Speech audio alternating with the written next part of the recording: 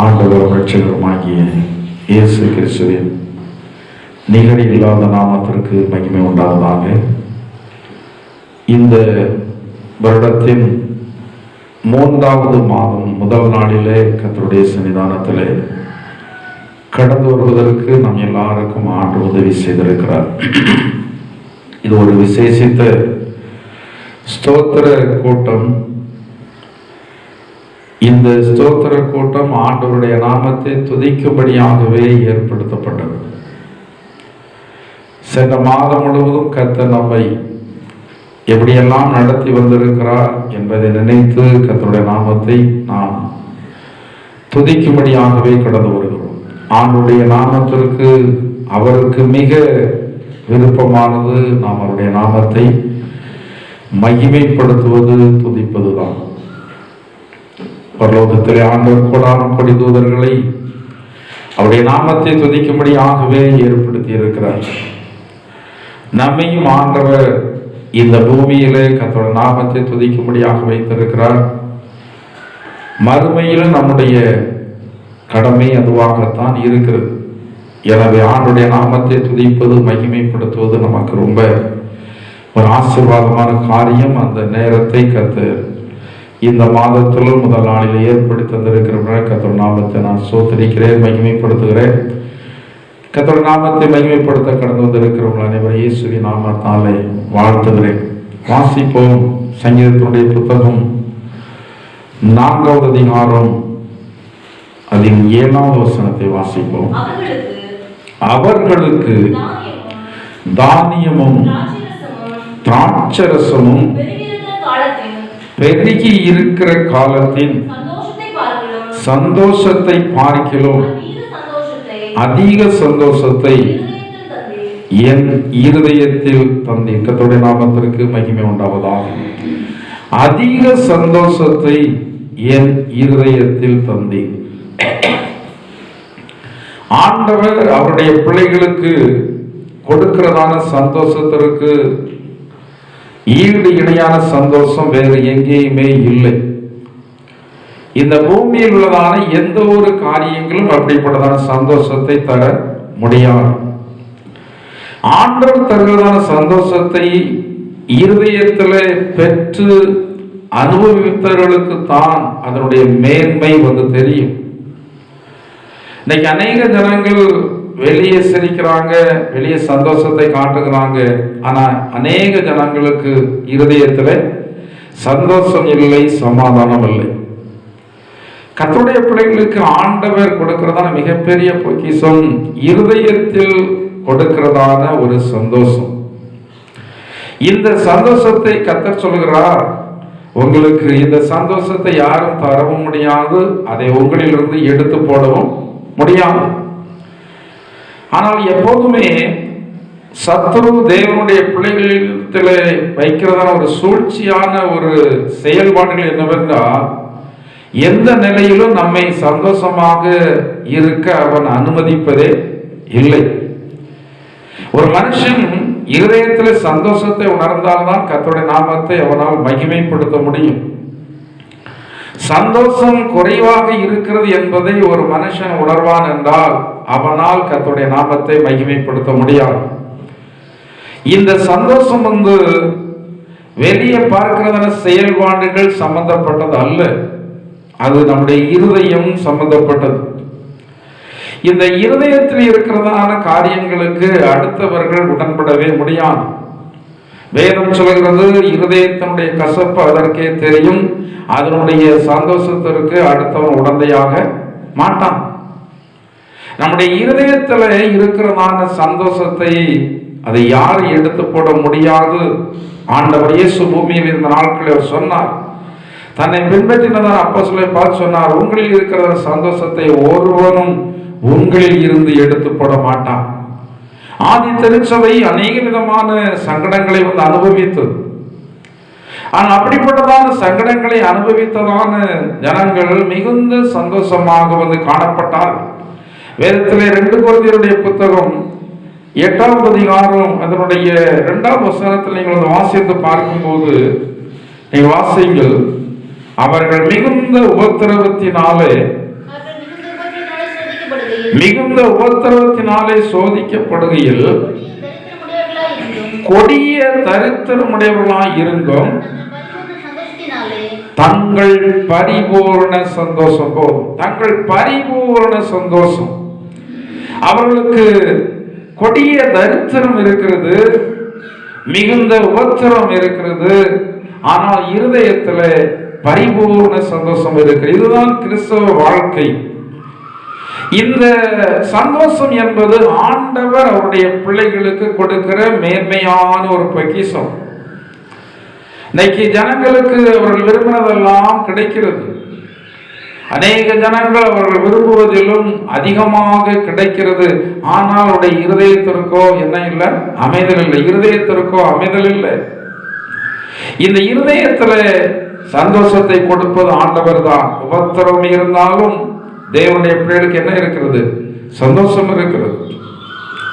கொடிய தரித்திரம் இருந்தாலும் கர்த்தருடைய பிள்ளைகளுக்கு என்ன இருக்கிறது? சந்தோஷம் இருக்கிறது. இந்த சந்தோஷம் அதை பெறாத ஜனங்களுக்கு அறிய முடியாது. அதனுடைய அனுபவம் அவர்களுக்கு தெரியாது.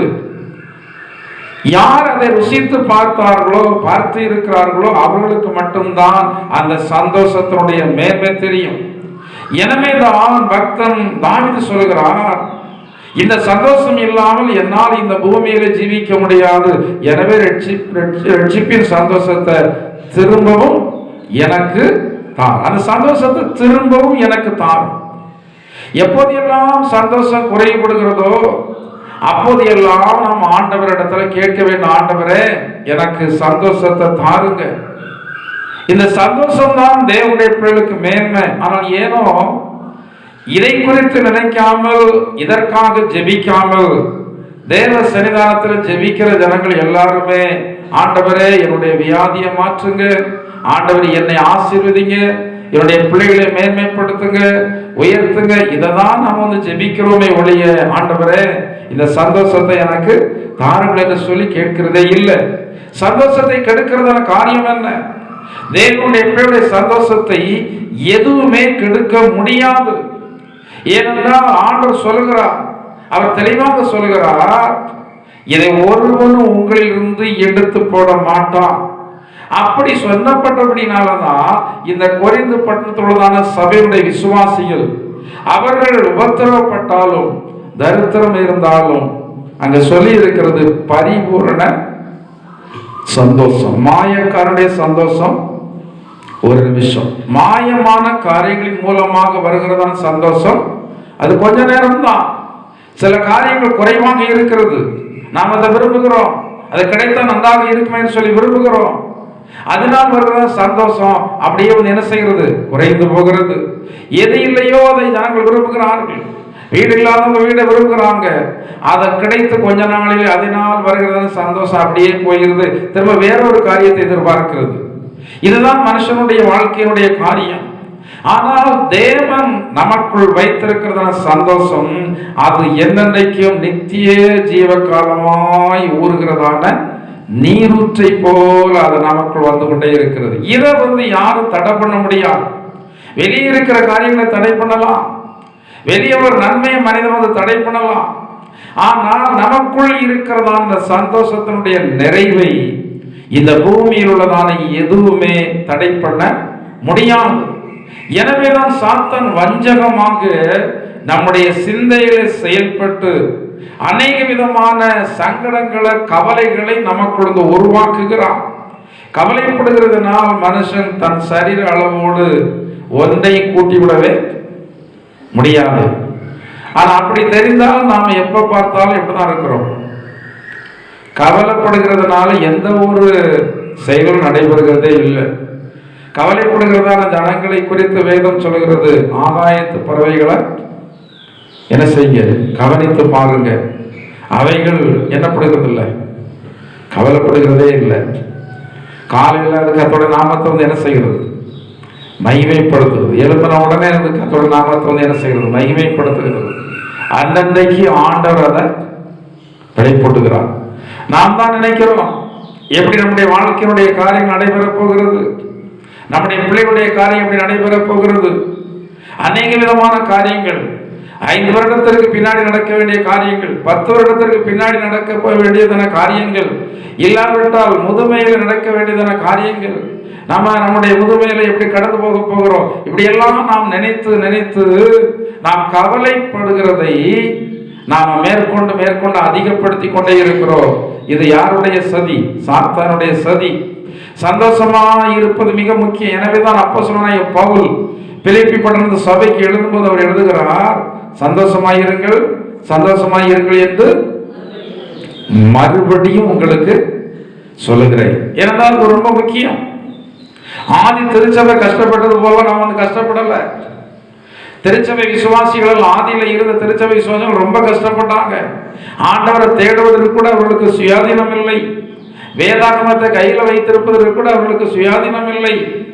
ஆனால் நமக்கு இவ்வளவு சுயாதீனத்தை ஆண்டவர் தந்ததற்கு பிறகும், அநேக நன்மைகள் ஆண்டவர் தந்ததற்கு பிறகும் நம்ம இல்லாத காரியங்களை நினைத்து நினைத்து நம்ம கவலைப்பட்டு கொண்டே இருக்கிறோம். வேதம் சொல்கிறது, இல்லாத பொருள் மேல் உன்னுடைய சிந்தையை பறக்க விடுவானேன், அது ஆகாய மார்க்கமாய் சிறகுகளை உண்டு பண்ணி கொண்டு அது பறந்து போய்விடும். ஒரு காரியம் நடைபெற போகிறதில்லை. ஆண்டவர் நினைத்ததான காரியம் நம்முடைய வாழ்க்கையில அந்தந்த நாட்களில் நடக்கும். வேதம் சொல்கிறது, அதினதின் காலத்தில் எல்லாவற்றையும் நேர்த்தியாய் செய்து முடிப்பார். தாவீது சொல்கிற, கர்த்தர் எனக்காக யாவை செய்து முடிப்பார் என்று சொல்கிறத ஒரு பெரிய நம்பிக்கை அவருடைய வாழ்க்கையில் இருந்தது. அவர் அநேக விதமான உபத்திரவங்களை கடந்து வந்ததான மனிதன். அவர் தான் இந்த இடத்துல எழுதுகிறார், தானியமும் திராட்சரசும் பெருகி இருக்கிறதான காலத்தில் சந்தோஷத்தை பார்க்கிலும் எனக்கு இந்த பூமியில் உள்ளதான காரியங்கள் நிறைவாக இருந்ததின் மூலமாக வருகிற சந்தோஷத்தை பார்க்கிலும் அதிகமான சந்தோஷத்தை எனக்கு தந்தீர். நாள் ஆக சந்தோஷம் என்னாகிக் கொண்டே வர வேண்டும், அதிகமாகிக் கொண்டே வர வேண்டும். இன்னைக்கு நிறைய பேருக்கு வயது ஆக மிக பாரமடைந்தவர்களாகவே காணப்படுறாங்க. எதையாயில் ஒன்றை நினைத்து நினைத்து துக்கப்படுகிறது சாத்தானுக்கு விருப்பம். எனவே ஏதோ ஒன்றை இருதயத்தில் மறுபடியும் மறுபடியும் மறுபடியும் போட்டுக்கொண்டே இருக்கிறான். கொஞ்ச நாட்களுக்கு முன்பதாக நம்முடைய இருதயம் சொன்னது, இந்த காரியம் இருந்தால் நன்றாக இருக்குமே, இந்த காரியத்தை செய்தால் நல்லா இருக்குமே, நான் சந்தோஷப்படுவேன் என்று சொல்லி சொன்னதான அநேக ஜனங்களால் அதையெல்லாம் கொடுத்ததற்கு பிறகு என்ன வரலைப்போம், எதை விரும்பணும் அதை கொடுத்ததற்கு பிறகும் என்ன வரல, நமக்கு சந்தோஷம் வரல. அந்த சந்தோஷத்தை யாருக்கு எடுத்துக்கொண்டிருக்கிறது? சிலர் சொல்லுவாங்க, மனுஷனுடைய சந்தோஷத்தை கெடுத்துட்டான். வேதம் சொல்கிறது, ஒருவரும் உங்களுடைய சந்தோஷத்தை கெடுக்கவே முடியாது. அந்த சந்தோஷம் உங்களுடைய இருதயம் சம்பந்தப்பட்டது. இந்த இருதயத்திற்கு ஆண்டவருக்கு உள்ளதான காரியம் தான் அந்த சந்தோஷத்தினுடைய காரியம். ஆனால் நாம் நினைக்கிறோம், இது என்னுடைய சந்தோஷத்தை கெடுத்து விட்டது, அது என்னுடைய சந்தோஷத்தை கெடுத்து விட்டது.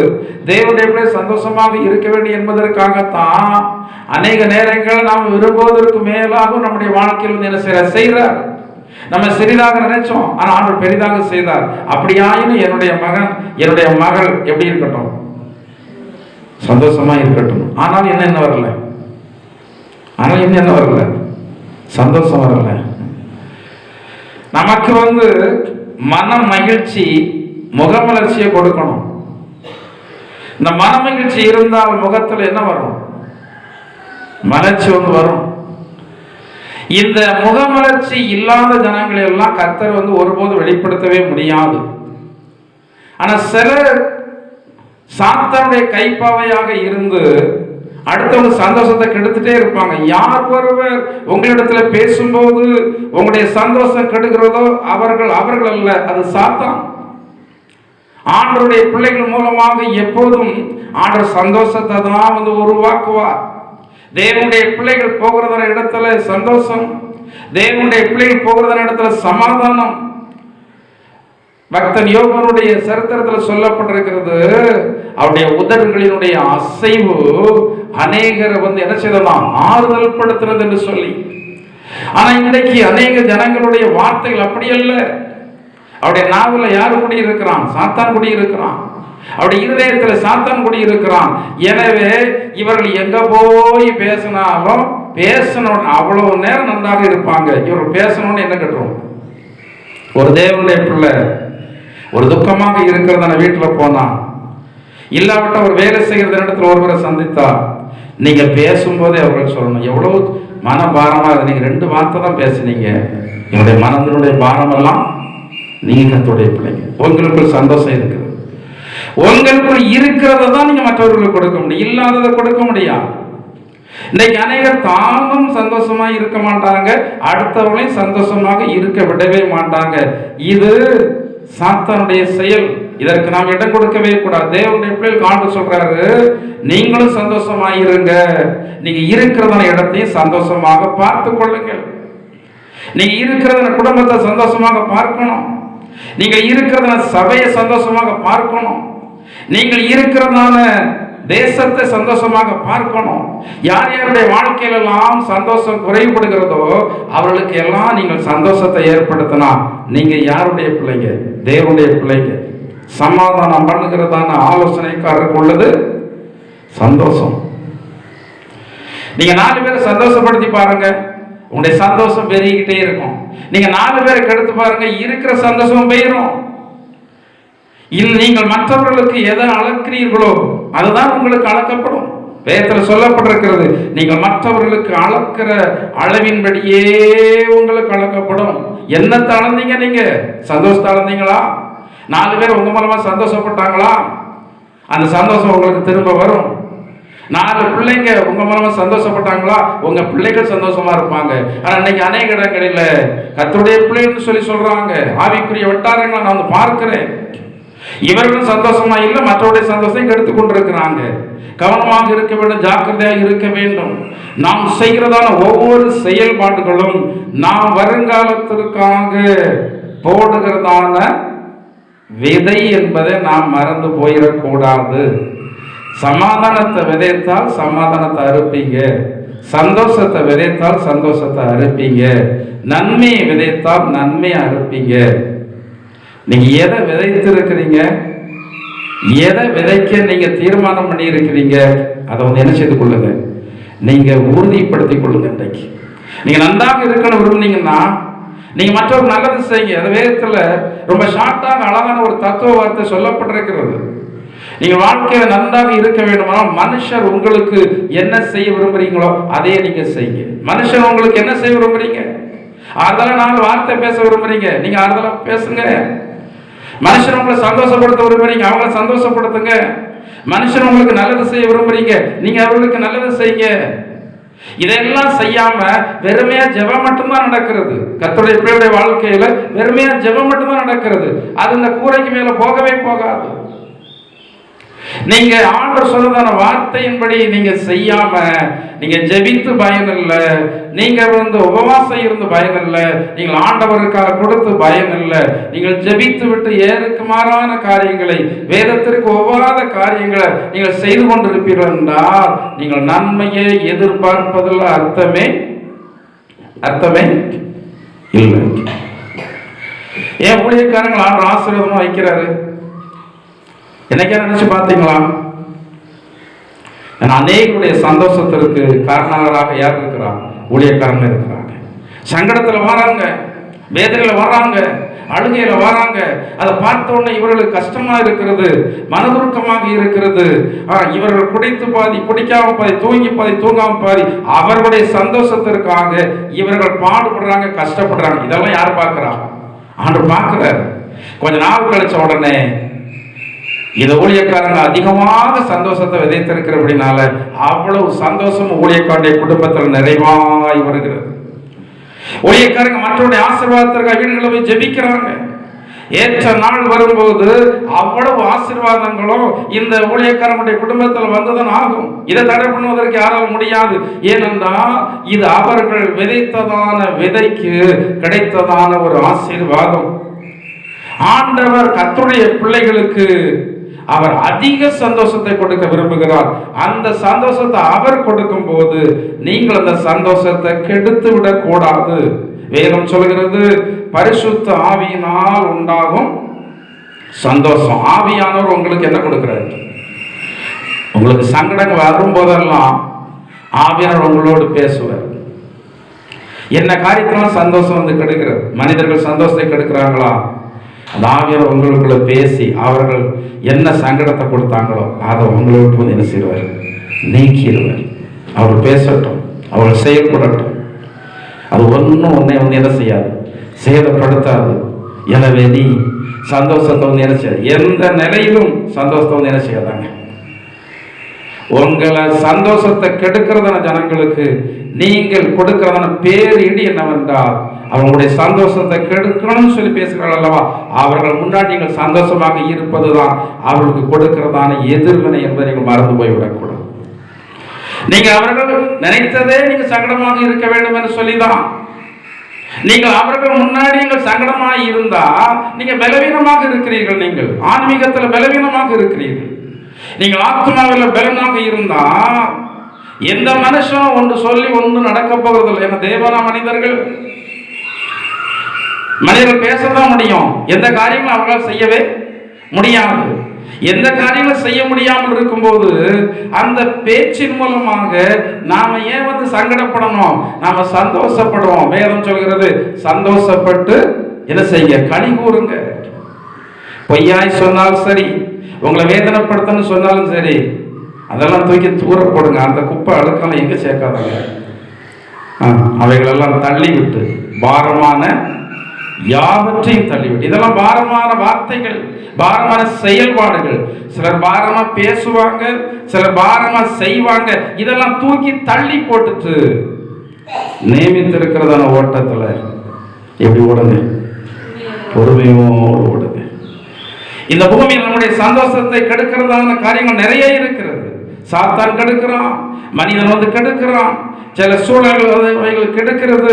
இவைகள் எல்லாவற்றையும் தூக்கி தூர போட்டுட்டு நமக்கு நியமித்திருக்கிற ஓட்டத்தில் நம்ம பொறுமையோடு ஓடனா சந்தோஷம் நாளுக்கு நாள் நம்முடைய வாழ்க்கையில பெருகி கொண்டே இருக்கும். இந்த சந்தோஷத்தை இந்த மாதத்தில் ஆண்டவங்களுக்கு நிறைவாய் தருவாராக. அதிக சந்தோஷம், பூமியினுடைய நன்மைகளின் மூலமாக வருகிற இந்த சந்தோஷத்தை விட அதிகமான சந்தோஷத்தை ஆண்டவங்களுக்கு இந்த நாளில் தருகிறார். இந்த சபையில் வருகிற அனைவரும் நீங்கள் பெற்றுவிட்டு வருகிற நாட்களிலே நீங்கள் மகிழ்ச்சியாக வாழ கர்த்தர் தாமே உதவி செய்யட்டும். முழங்கால் படிட்டு நாம் தேவனை நோக்கி, ஆண்டவரே, நான் மகிழ்ச்சியாக இருப்பதற்கு என்று சொல்லி உம்மால் தெரிந்து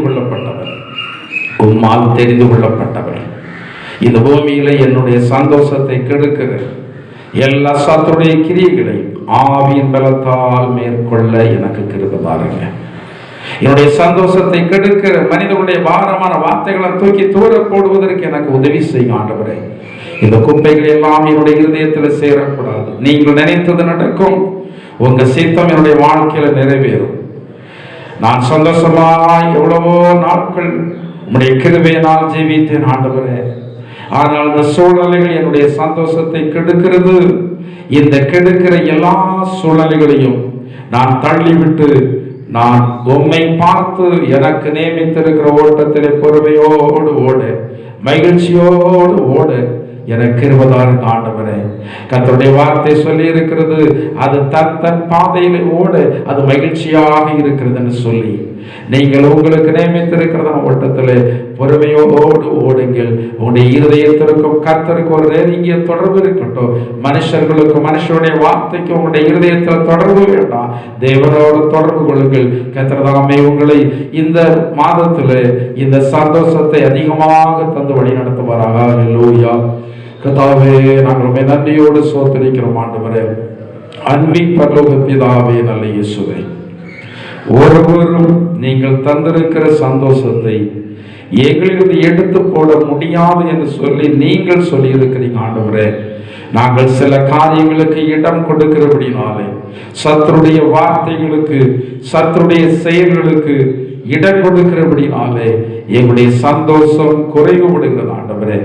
கர்த்தாவே, சந்தோஷம் குறைவுபடுகிறதான எல்லா சூழ்நிலைகளையும் நாங்கள் புறம் தள்ளிவிட்டு கர்த்தாவே சந்தோஷத்தை நிறைவாய் கொடுக்கிறதான உம்மை நோக்கி நாங்கள் பொறுமையோடு ஓடும்படியாக எங்கள் எல்லாருக்கும் கிருபை இருக்கு. இந்த சபையிலே கடந்து வருகிற எல்லா ஜனங்களுக்கும் சந்தோஷத்தை நிறைவாய் கொடுங்க ஆண்டவரே. அவரவர்களுடைய சந்தோஷத்தை கெடுத்து விடாதபடி உம்முடைய சந்தோஷத்தை நிறைவாய் பெற்றுக்கொள்ள ஜாக்கிரதையின் அனுபவத்தை கர்த்தர் கொடுப்பீராக. கர்த்தாவை சொல்லாலும் செயலாலும் சிந்தையாலும் அவருடைய வாழ்க்கையில சந்தோஷத்தை நிறைவாய் பெற்றுக்கொள்ளத்தக்கதாக பரிசுத்த ஆவியானவரே ஒவ்வொருவரையும் கிருபையினால் நிரப்பியருள வேண்டுமாறு ஜெபிக்கிறோம் ஆண்டவரே. கர்த்தருடைய வல்ல பிரசன்னம் உம்முடைய பிள்ளைகள் ஒவ்வொருவரை தாங்கி நடத்தட்டும் ஆண்டவரே. வருகிற மாதம் முழுவதும் இவர்களுக்கு ஆசீர்வாதத்தின் மாதமாய் காணப்படட்டும். எது எது இவர்களை துக்கப்படுத்திக் கொண்டிருக்கிறதோ, எது எது இவர்களை கவலைப்படுத்திக் கொண்டிருக்கிறதோ, அத்தனை கவலைகளில் இருந்தோ இவர்கள் விடுதலை ஆக்கப்பட்டு சந்தோஷத்தை நிறைவாய் பெற்றுக்கொள்ள நாட்களிலே கர்த்தர் உம்முடைய பிள்ளைகளுக்கு கிருபை செய்யுங்க ஆண்டவரே. கர்த்தாவே ஸ்தோத்திரம் ஆண்டவரே. இந்த மாதம் முழுவதும் எங்களுக்கு ஆசீர்வதிக்கப்பட்ட மாதமாய் காணப்படட்டும். கொடூர வியாதிகளுக்கு எங்கள் எல்லாரையும் கர்த்தர் காத்துக் கொள்ளுங்க. பொல்லாத மனுஷனுடைய சதி செயல் ஆலோசனைகளுக்கெல்லாம் எல்லாரையும் காத்துக் கொள்ளுங்க. சத்துருடைய கடிகளுக்கெல்லாம் விலைக்கு காத்துக் கொள்ளுங்க. எல்லாருடைய போக்குவரத்து பிரயாணங்களை பாதுகாத்துக் கொள்ளுங்க. எல்லாருக்கும் வேலை செய்வதற்கான சுகபலன் ஆரோக்கியத்தை பெருக செய்யுங்க. படிக்கிற பிள்ளைகளுக்கு ஏற்றதான தேவ ஞானத்தை கர்த்தர் கொடுக்க வேண்டுமாறு ஜெபிக்கிறோம். எல்லாரும் ஆத்மீக காரியங்களிலே ஓங்கி வளர்ந்து கனி கொடுக்கிறவர்களாய் மாறத்தக்கதாக பரிசுத்த ஆவியான தேவன் தாமே கிருபை செய்யுங்க ஆண்டவரே. வருகை இருக்கும் ஆண்மை எதிர்கொண்டு வரத்தக்கதான பரிசுத்த ஜீவியத்தை எல்லாருக்கும் தாருங்க ஆண்டவரே. வருகை தாமதிக்குமானால் இன்னொரு புதிய மாதத்துல நாங்கள் அனைவரும் உடைய சன்னிதானத்திலே கடந்து உங்களுடைய நாமத்தை மகிமைப்படுத்த எல்லாருக்கும் ஆயுள் நாட்களை கொடுத்து நீங்கள் தாமே வழிநடத்திட வேண்டுமாறு இயேசுவின் நாமத்தால் ஜெபிக்கிறோம் ஜீவனுள்ள பிதாவே.